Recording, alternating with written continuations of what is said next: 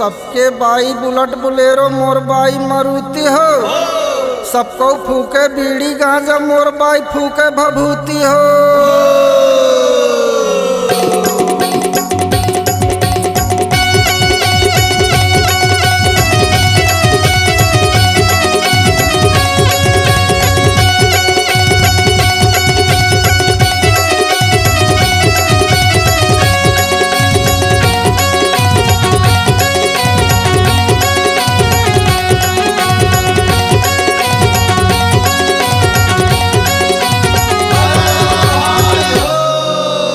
सबके सारी रिंगी छिंगी मोर सारी फिरिंगी हो। मोर सारी के अलवा जलवा मोर साढ़ू के तलवा हो।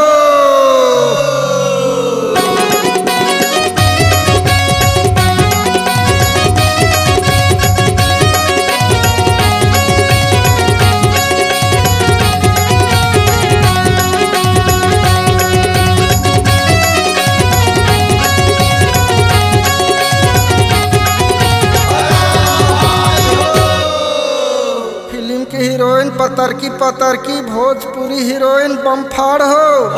और छत्तीसगढ़ के चटक मटक एमपी के राह शांत हो।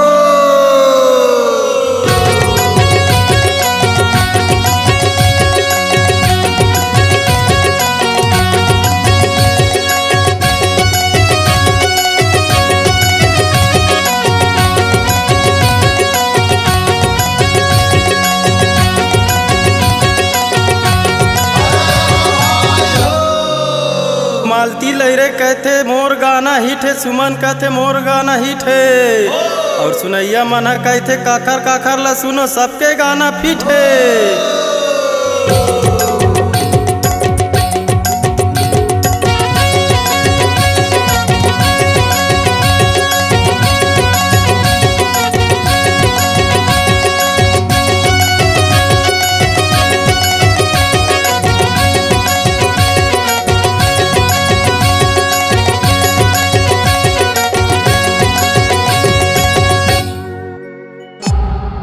C-Log Digital Recording Studio, Cordoba. Contact number 99071192115.